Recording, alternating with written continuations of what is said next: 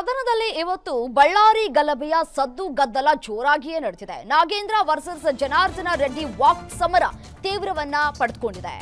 BJP ನಾಯಕರ ವಿರುದ್ಧ ನಾಗೇಂದ್ರ ಅಸಮಾಧಾನವನ್ನ ವ್ಯಕ್ತಪಡಿಸಿದ್ದಾರೆ. ಮತ್ತೆ ರಿಪಬ್ಲಿಕ್ ಬಳ್ಳಾರಿ ಮಾಡ್ತಾ ಇದ್ದೀರಾ ಅಂತ ನಾಗೇಂದ್ರ ಪ್ರಶ್ನೆ ಮಾಡಿದ್ದಾರೆ.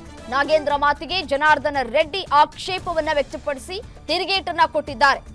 ರಾಮುಲು ಎದುರು ನೀನು ನಾಯಕನಾಗೋಕೆ ಆಗಲ್ಲ, 100 ಜನ್ಮ ಹುಟ್ಟು ಬಂದ್ರು ನೀನ್ ಲೀಡರ್ ಆಗೋಕ್ಕಾಗಲ್ಲ. ಜನಾರ್ದನ ರೆಡ್ಡಿ ಮಾತಿಗೆ ನಾಗೇಂದ್ರ ತಿರುಗೇಟನ್ನ ಕೊಟ್ಟಿದ್ದಾರೆ. ನನ್ನನ್ನ ಸೋಲಿಸ್ತೀರಾ, ಸೋಲಿಸಿ ನೋಡೋಣ ಅಂತ ಹೇಳಿ ಸವಾಲನ್ನ ಎಸೆದಿದ್ದಾರೆ. ಬಳ್ಳಾರಿಯಲ್ಲಿ ಸೋಲಿಸೋದಾದ್ರೆ ನಿಮಗೆ ಸಾಧ್ಯ ಆದ್ರೆ ಸೋಲಿಸಿ ನೋಡೋಣ ಅಂತ ಹೇಳಿ ಸವಾಲ್ ಹಾಕಿದ್ದಾರೆ ನಾಗೇಂದ್ರ.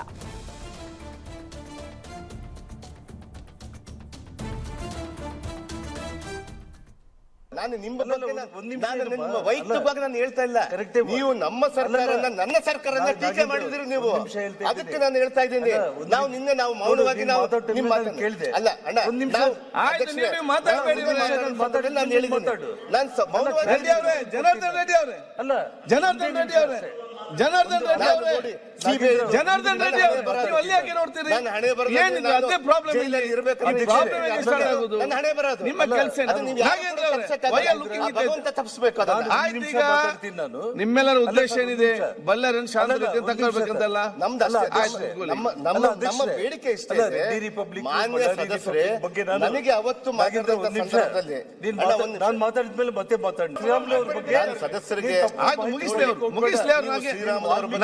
ಮುಗಿಸ್ಲಿ ಅವರು ಹರಿದ್ರು ಅಂತ ಹೇಳ್ತಾ ಇದೆಯಲ್ಲ. ಆಯ್ತು, ಶ್ರೀರಾಮುಲು ವಾಲ್ಮೀಕಿ ನಾಯಕ ಕರ್ನಾಟಕ ರಾಜ್ಯದಲ್ಲಿ ಶ್ರೀರಾಮುಲು ಮುಂದೆ ನಿನ್ನ ಜೀವನದಲ್ಲಿ ನೀನು 100 ಜನ್ಮ ಎತ್ತಿದ್ರು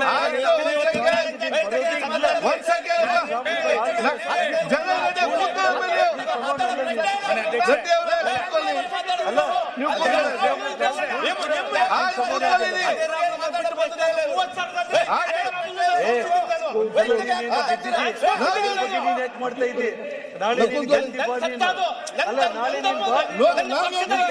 ನಾಳೆ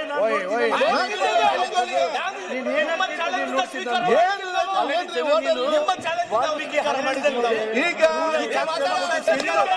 ಇವತ್ತು ನೀನು ಅಲ್ಲ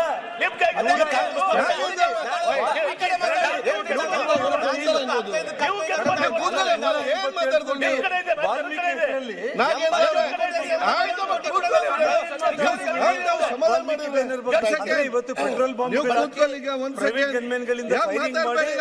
ನಿಮ್ಮ ಕಾರ್ಯಕರ್ತರು ಸತ್ತಿದ್ರು ಕೂಡ ನೀನು ಸಮರ್ಥನೆ ನೋಡ್ರಿ, ನೀವು ನನ್ನನ್ನು ಸೋಲಿಸ್ಬೇಕಾ? ಸೋಲಿಸ್ಕೊಳ್ಳಿ. ಜನತಾ ನ್ಯಾಯಾಲಯದಲ್ಲಿದೆ. ನನ್ನ ಸತ್ತ ನಾನ್ ತೋರಿಸ್ತೀನಿ, ನಿಮ್ ಸತ್ತ ನಾನು ಸ್ವೀಕಾರ ಆಯ್ತು. ಮತ್ತೆ ಚರ್ಚೆ ಬೇಡದ್ರಲ್ಲಿ ನಮ್ಮನ್ನು ಸೋಲಿಸ್ಕೊಳ್ಳಿ.